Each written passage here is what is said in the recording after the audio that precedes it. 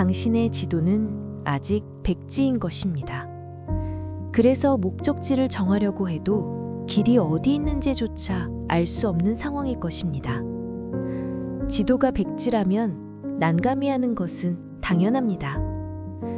누구라도 어쩔 줄 모르고 당황하겠지요.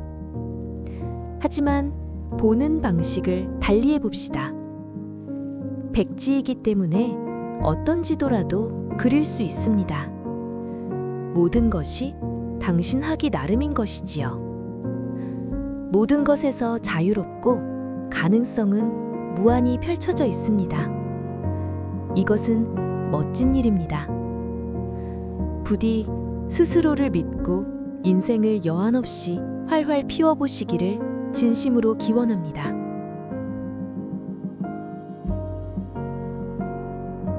사람들은 오베가 세상을 흑백으로 본다고 말했다. 하지만 그녀는 색깔이었다. 그녀는 오베가 볼 수 있는 색깔의 전부였다. 그녀는 종종 모든 길은 원래 당신이 하기로 예정된 일로 통하게 돼 있어요 라고 말했다. 그녀에게 그 원래 당신이 하기로 예정된 것은 아마도 무엇이었으리라. 하지만 오베에게 그건 누군가였다.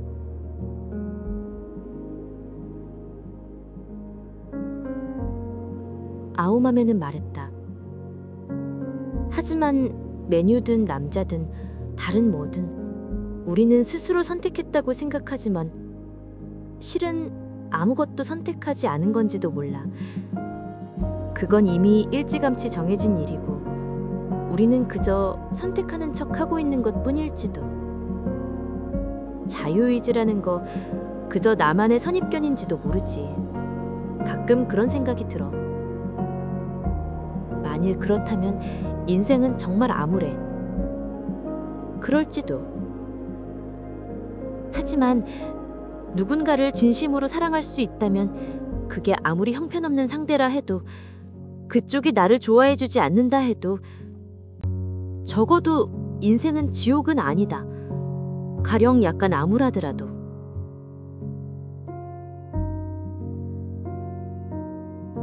어쨌든 이 세상에서 가장 귀중한 아름다움이란 그냥 지나가다 힘 안 들이고 주울 수 있는 해변가의 조약돌 같은 건 아니야.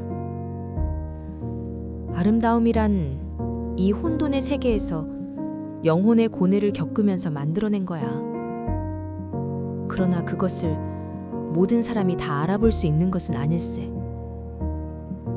아름다움을 인식하기 위해선 예술가가 거쳐온 괴로움을 이쪽에서도 거쳐보아야 하는 거야.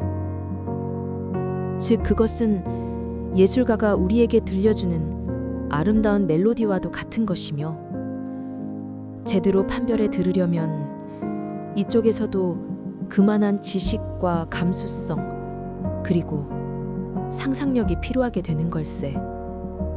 그럼 어째서 제 눈에는 당신 그림이 언제나 아름답게 보였을까요?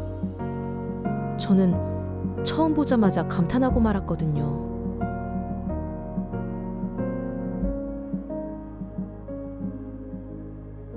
그 아이가 언덕 위 벤치로 안내하며 말했다. 여기 와서 놀란 점이 있어. 하나는 저 아래 바다와 바다 사이에 부는 바람의 길 때문이고 두 번째는 혼자서는 도저히 바닷가 가까이 갈 수 없다는 것. 그리고 언덕 위에 있던 사람들 모습이었어. 혼자 바람을 맞는 사람들은 웃지 않아. 반드시 함께 있는 사람들이 웃어. 같이 온 사람의 몸이 바람에 날리는 것을 보거나 머리칼이 몹시 헝클어져 평소에 볼 수 없었던 우스꽝스러운 모습 때문에 배를 잡고 웃는 거야. 나도 누군가 곁에 있다면 웃을 수 있을 것 같았어. 그 아이는 쑥스러운지 뒷머리를 급적이며 말했다. 언덕 아래에는 여전히 바람이 거세게 불었다. 긴 머리칼 같은 풀잎들이 쉴 새 없이 불어오는 바람을 맞으며 바람의 방향대로 눕고 있다.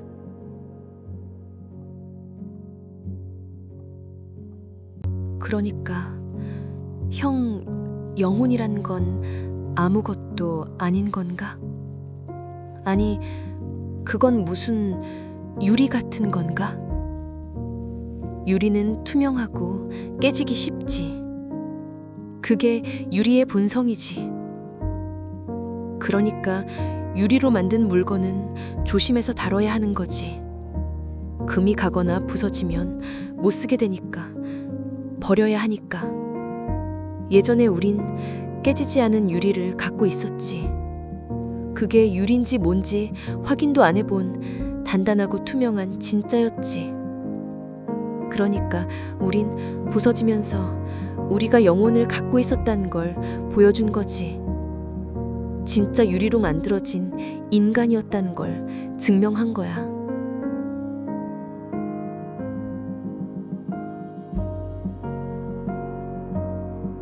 개들을 몰고 돌아온 뒤에는 선희와 함께 오두마가 평상에 앉아 다양한 빛깔로 물드는 석양을 바라보곤 했다.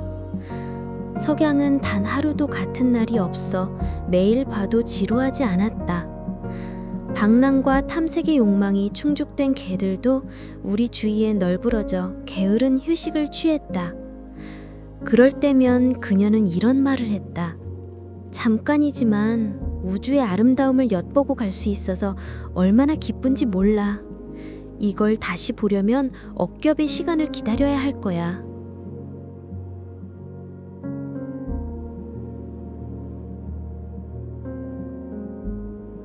일에는 이토록 중요한 의미가 담겨 있다. 그래서 뱅상은 몇 년 동안 일의 다양한 측면에 관해서 공부했다.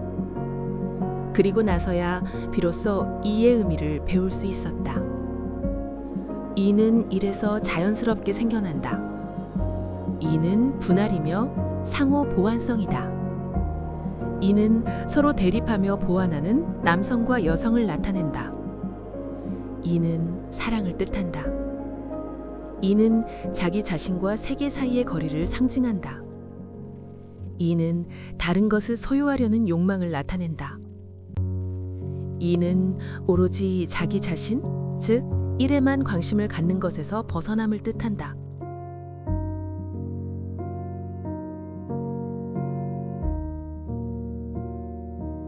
그는 그것에 굴복하지 않았다. 성벽 너머 그 소녀의 놀라운 향기를 소유하는 것은 아직 경험해보지 못한 일이었다. 그 향기를 소유하는 일은 곧 그 향기의 상실이라는 엄청난 대가를 치러야 하지만 두 가지 다 그냥 포기하는 것보다는 소유한 후 그것을 상실하는 쪽을 택하는 것이 더 해볼 만하다는 생각이 들었다. 그는 지금까지 살아오면서 언제나 포기만 해왔었다. 무엇인가를 소유했다가 상실한 적은 아직 한 번도 없지 않은가?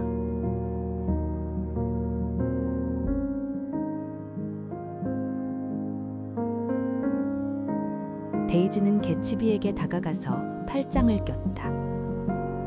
그러나 개치비는 자기 말에만 정신이 팔려 있는 것 같았다.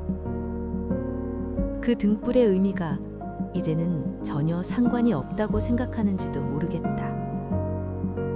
그와 데이지를 갈라놓은 거리에 비하면 그 불빛은 바로 옆에서 데이지를 느낄 수 있을 만큼 아주 가까운 거리라고 여겼을 것이다. 마치 달 가까이 있는 별처럼 말이다.